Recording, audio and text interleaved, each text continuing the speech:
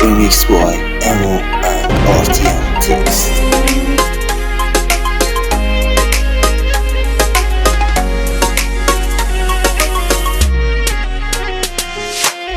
شکوندی هرچی بود بد خوب رفت خون بست و زر و هرچی بود ساختی هر رو مشکلات وسط راه دور با یه نود خام و دور ذره ذره را به زور میری با ضرب پشت پات غریبه باب و لنی اشنه ها با ضرب فنی به حد رسوندن واسه ساختگانه اینجا همی برا تو کج کردی راهی نی که برگردی وسط راهی هم و انگا لنگ پک هم دردی با کی بسم خوش شد لحظه ها تو صد دون کن میبینی هیچی نیست جز این آشنه های وقت پر کن هم و یکی هم که دل میدونه تو نیمی همه فقط یکی ای میگه پلش زبور باش وزا همه میشالی شبای تلخ و این حرفای سرکاری رمه با گرفتم گرخت بدن حرفای حقی که گاهی تا نصف زدم من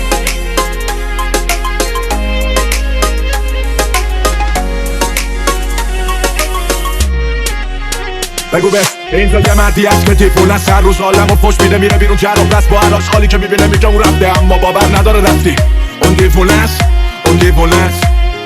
بگو بهش مست مثل کل تو دست نره میزنه من مست نیستم که عادیم ولم کنید چیزی نمیخوام آنی برد میگه فقط بگید لیلا از اینجا گذشت بگیرم به هر آدمی میگه لیلا از اینجا گذشت اون دیوونه است اون دیوونته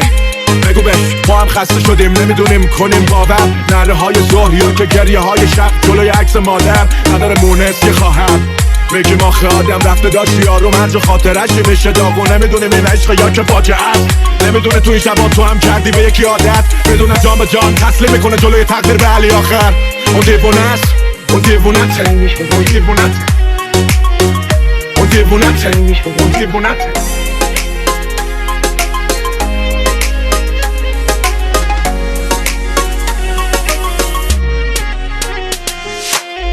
برام فرستای قلب بنم شاید میخواد بذاره اون بازم سر به سرم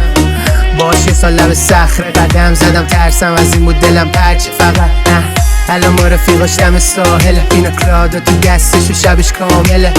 قلبم و دادم نیستش قابلش سپید بالا نمیاد دیگه سیستم معاملش بازم هنگر و گلا سنگا رو دلا هنو دلم واسه تنگه به مولا خواستم ببخشمش هر جوری نشد حالم انگاری بعدش دیگه معمولی نشد خیلی چیزا خو گفتنی میشه نازش خریدار داره یارو مشتری میشه حالش اینه پارسال من که بی خیال شدم بذار کارما بزنه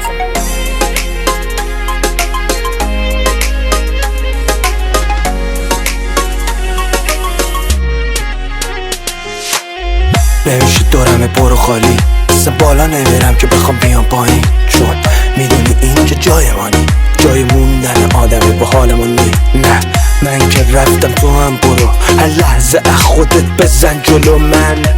همون که راهو کنده یه جای قبلا تو دیدم تو که خشم داشتم نقشی بودم رحم نبود تو ترس بود که جنگی بودم غرق تو اون خون شهر تو مشبت پشت ما تو رو خون نقش داشتم رنگی بودم اما کدوم بود مشتی دیدم جای دیگه زندگی چی دیگه نه حرفی این باد بود نه قصه ای بیدی هست